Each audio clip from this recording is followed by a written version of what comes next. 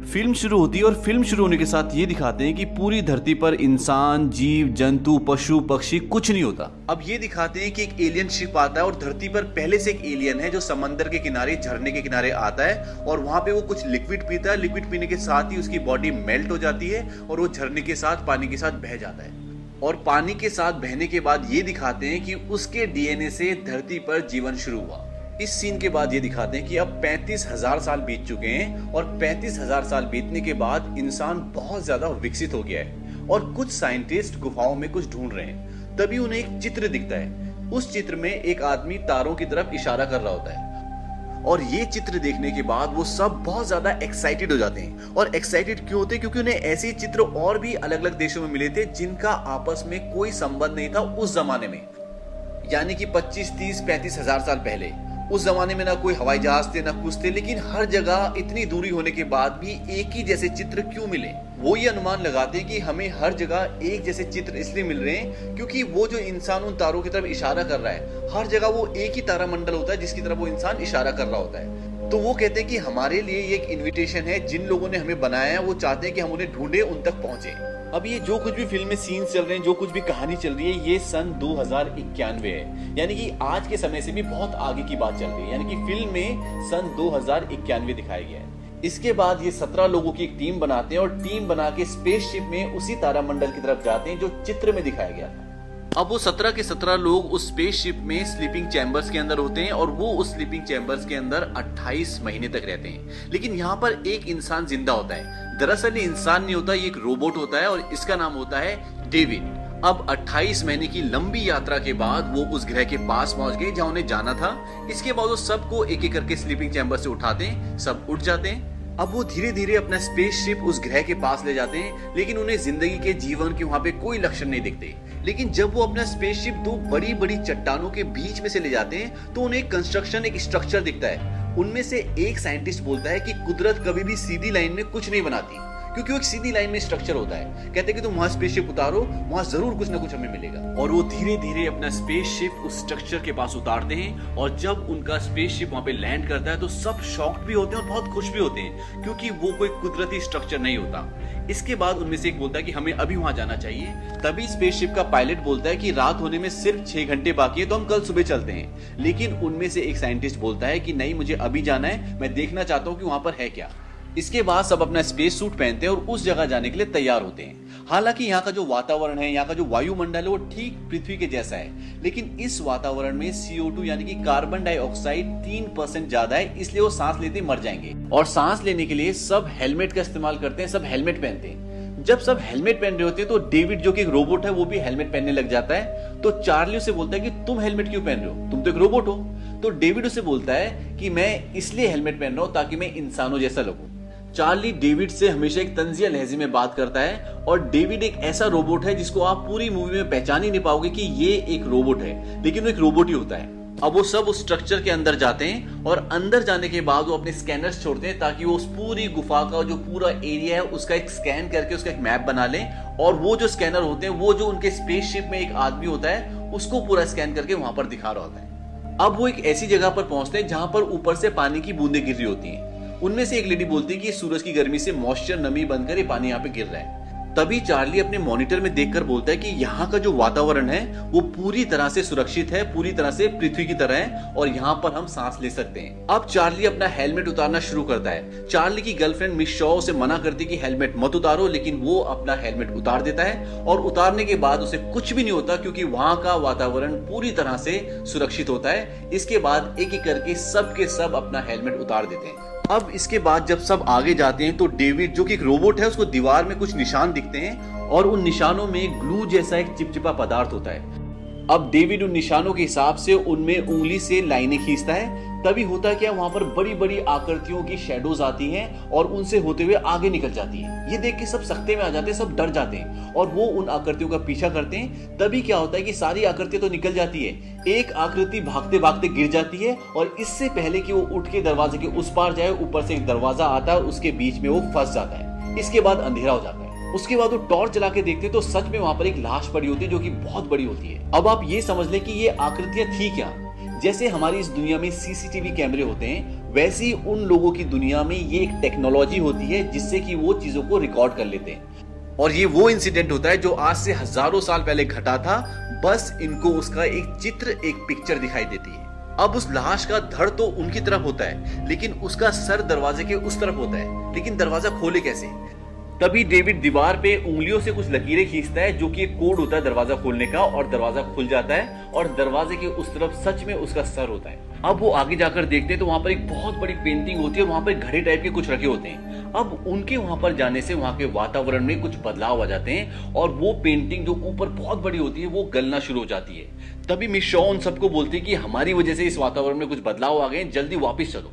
अब डेविड जो कि एक रोबोट है, वो देखता है कि एक मटके में से काले रंग का कुछ लिक्विड निकल रहा होता है, और जब उस लिक्विड को चेक करता है वो कहता है कि जीवन के निशान, यानी कि जो एलियंस थे वो यहाँ पर नई नई प्रजातियां बना रहे थे। जिस तरह से उन्होंने इंसान को बनाया था उसी तरह से वो यहाँ पर कुछ नई प्रजातियां बनाने की कोशिश कर रहे थे। अब ये सब कुछ चल ही रहा होता है कि तभी उनके स्पेसशिप से उन्हें कॉल आता है कि जल्दी वापस आ जाओ, क्योंकि एक बहुत बड़ा तूफान आने वाला है और 15 मिनट में हम स्पेसशिप के दरवाजे बंद कर देंगे। और डॉक्टर शॉ जल्दी से उस एलियन के सिर को एक बैग में रखती है और वापस जाने की तैयारी करते हैं। और डेविड जो कि वहां पर उन घड़ों में जो लिक्विड आ रहा था उससे निकलता हुआ देख रहा था, वो क्या करता है कि एक मटके को, एक जो घड़ा टाइप का होता है, उसको अपने साथ ले जाता और किसी को नहीं बताता। अब डेविड ऐसा क्यों करता है ये आपको आगे पता चलेगा। और अब जब वो पिरामिड से स्पेसशिप की तरफ जाते हैं तो यहाँ पे बहुत ही बेहतरीन सीन है, क्योंकि तूफान आ चुका है और जैसे ही वो स्पेसशिप में पहुंचने वाले होते हैं कि वो सिर, जो एलियन का सिर होता है, वो बाहर गिर जाता है और डॉक्टर शॉ उसको बाहर लेने के लिए जाती है, उसको चार्ली बचाता है। तो यहाँ पे बहुत ही बेहतरीन सीन है। अब बड़ी मुश्किल से ये सब स्पेसशिप में पहुंच जाते हैं, लेकिन अभी भी उनके दो साथी वहीं पिरामिड में फंसे हुए हैं, क्योंकि जब ये सब वापस आ रहे थे तो वो उनके साथ नहीं थे, उनसे अलग हो गए थे। तो उन लोगों को वो वायरलेस पे बताते हैं कि आप आज रात को वहीं रहना, क्योंकि तूफान आ चुका है और सुबह हम तुम्हें वापस लेने के लिए आएंगे। अब डेविड जो वहां से वो मटका टाइप का लेके आया उसे खोलता है और उसके अंदर 3 ट्यूब्स होती हैं। उन ट्यूब्स को निकालता है तो उसमें देखता है कि डीएनए होता है। डेविड चार्ली को बिल्कुल पसंद नहीं करता, जो डॉक्टर शॉ का बॉयफ्रेंड है, तो क्या करता है उसके ड्रिंक में वो डीएनए मिला देता है और उसको पिला देता है। इसके कुछ कारण ये भी हैं कि डेविड चार्ली से पूछता है कि तुम अपने सवालों के जवाब जानने के लिए किस हद तक जा सकते हो, तो चार्ली बोलता है कि किसी भी हद तक। इसका एक कारण ये भी जाना जाता है कि डेविड ये जानना चाहता था कि इस वायरस का ह्यूमन बीइंग पर, उसकी बॉडी पर क्या असर होगा।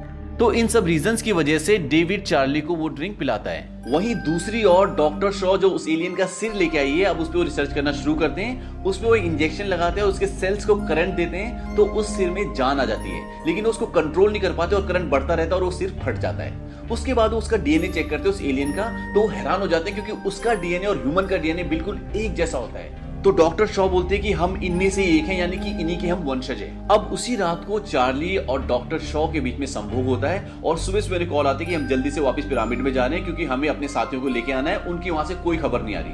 अब रात को क्या होता है कि जो 2 लोग पिरामिड में रह गए थे, उन लोगों को वहां पर एक सांप सा दिखता है। और ये सांप कहां से आता है? ये जो लिक्विड वहां से रिस रहा था, जो लिक्विड वहां से निकल रहा था, उसी में से एक जीव का जन्म हो जाता है और वो सोचते हैं कि नॉर्मल सांप है, वो बहुत खतरनाक होता है और वो उन दोनों को मार देता है। जब सुबह वो सारी की सारी टीम वहां पे पहुंचती है तो उन्हें उनकी लाशें मिलती हैं। उन्होंने एक दिन पहले जो स्कैनर उस गुफा में, उस पिरामिड में छोड़े थे, वो एक जगह जाके रुक जाते हैं क्योंकि वहां पे दरवाजे होते हैं। अब डेविड अकेला उस तरफ जाता है और वो देखता है कि वहां पे दरवाजा है। वो उस दरवाजे को खोलता है तो देखता है कि वो बहुत ही अलग टाइप का एक चैम्बर होता है, कमरा होता है, जहां पे कुछ स्लीपिंग चैम्बर्स भी होते हैं और वहां पे एक चेयर होती है। अब डेविड देखता है कि वहां पर कुछ बटन्स हैं और जब उन बटन्स को दबाता है तो देखता है कि फिर दोबारा से एक पिक्चर चालू हो गई है। जैसे एक दिन पहले एक्सरे टाइप की पिक्चर शुरू हुई थी, वैसे ही वो वीडियो रिकॉर्डिंग टाइप। और वो उसमें देखता है कि कुछ एलियंस आते हैं, एक एलियन चेयर पे बैठता है, वो कुछ बटन्स दबाता है और उसके बाद पूरे ब्रह्मांड का जो नक्शा होता है वो ऊपर विजिबल हो जाता है। ये सीन इस पिक्चर का one of the best scene है। उसके बाद जब वो पूरा ब्रह्मांड का नक्शा आ जाता है तो वो देखता है कि वो एलियंस इस ग्रह से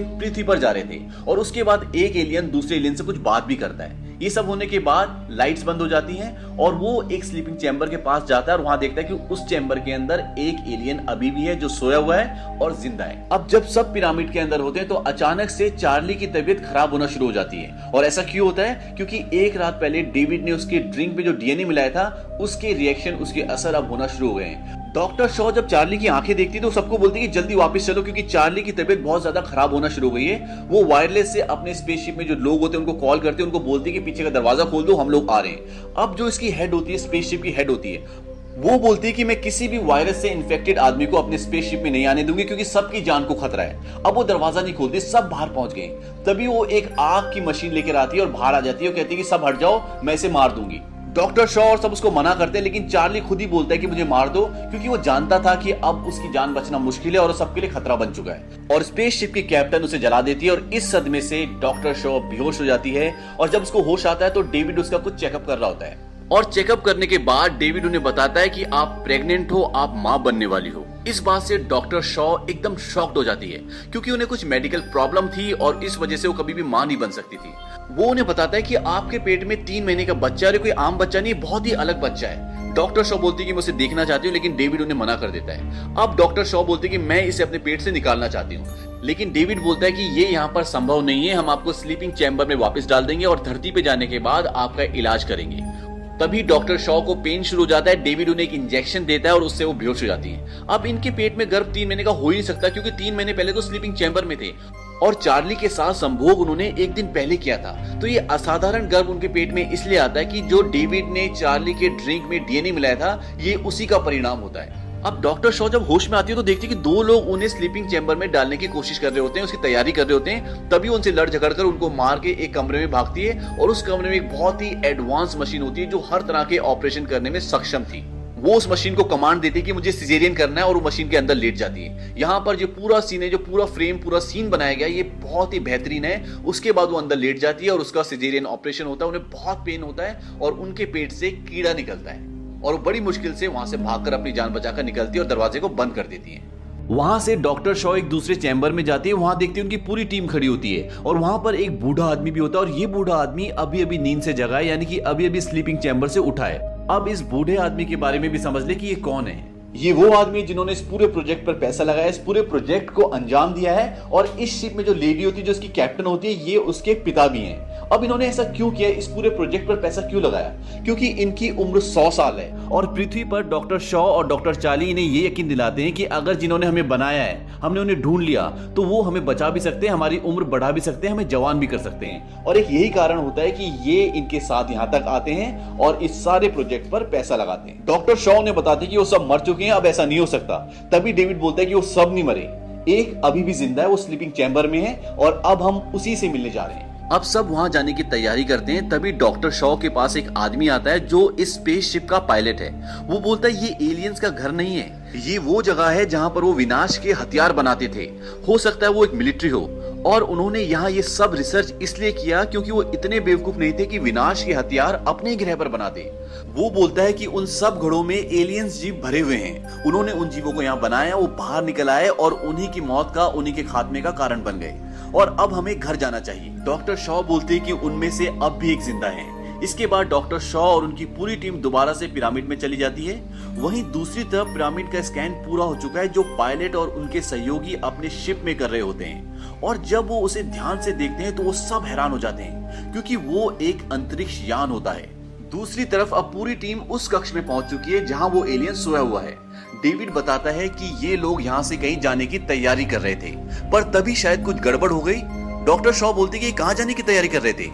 डेविड बोलता है कि पृथ्वी पर। वो बोलते हैं क्यों? डेविड बोलता है कि नई रचना से पहले वो पृथ्वी का विनाश करना चाहते थे। अब वो उस एलियन को जगाते हैं और डेविड को बोलते हैं कि उससे बात करो, क्योंकि डेविड को कई भाषाएं बोलनी आती हैं। डेविड उससे कुछ पूछता है पर वो जवाब नहीं देता और डेविड का सर उखाड़ देता है और सबको मार देता है। पर डॉक्टर शॉ वहां से भाग जाती है। अब वो एलियन अपने शिप को स्टार्ट करता है और टेक ऑफ करने की तैयारी करता है। इतने में डॉक्टर शॉ बाहर पहुंच जाती है और वो शिप के पायलट से बोलती है कि ये शिप यहाँ से टेक ऑफ कर रहा है, तुम्हें इसे रोकना होगा। वो बोलता है कि हमें कुछ नहीं करना, बस हम घर वापस जा रहे हैं। डॉक्टर शॉ बोलती है कि अगर तुमने स्पेसशिप को नहीं रोका, इस अंतरिक्ष यान को नहीं रोका, तो वापस जाने के लिए कोई घर नहीं बचेगा, क्योंकि ये शिप पृथ्वी पर जा रहा है उसका विनाश करने के लिए। अब जब वो अंतरिक्ष यान हवा में उड़ जाता है तो वो भी अपना शिप उड़ाते हैं और उस अंतरिक्ष यान से टकरा देते हैं और वो दोनों शिप जमीन पर गिर जाते हैं। अब तक सब मर चुके हैं। डॉक्टर शॉ अब वापस अपने शिप पर जाती है कुछ जरूरी सामान लेने के लिए। तभी उसे लगता है कि वहां कोई और भी है और वो उस जगह की तरफ जाती है जहां से आवाज आ रही होती है। जब वो वहां पहुंचती है जहां उसके पेट से वो कीड़ा निकला था, तो वो बाहर से देखती है कि वो अब बहुत बड़ा जानवर बन चुका है। तभी डेविड की आवाज आती है। वो बोलता है कि वो एलियन तुम्हें मारने के लिए आ रहा है, तुम्हें वहां से निकलना होगा। डेविड एक रोबोट है, तो वो सर अलग होने के बाद भी बात कर सकता है। अब वो एलियन उस तक पहुंच जाता है। तभी डॉक्टर शॉ एक बटन दबाती है और एक दरवाजा खुलता है जहां वो विशालकाय जानवर होता है। वो उस एलियन को पकड़ लेता है और मार देता है। डॉक्टर शॉ वहां से भाग जाती है। अब डॉक्टर शॉ पूरी तरह से गिव अप कर चुकी है। तभी डेविड की आवाज आती है। वो बोलता है कि मुझे तुम्हारी मदद चाहिए। वो बोलती है कि मैं तुम्हारी मदद क्यों करूं? डेविड बोलता है कि मेरी मदद के बिना हम यहाँ से बाहर नहीं निकल सकते। यहाँ पर और भी बहुत सारे अंतरिक्ष यान हैं और मैं उन्हें चलाना जानता हूँ। अब डॉक्टर शॉ डेविड के पास पहुंचती है और उसे बोलती है, मैं पृथ्वी पर वापस नहीं जाना चाहती, बल्कि वहां जाना चाहती हूँ जहां से ये एलियंस आए। क्या तुम मुझे वहां ले जा सकते हो? डेविड बोलता है कि ले जा सकता हूँ, पर वहां जाकर हासिल क्या करना चाहती हो?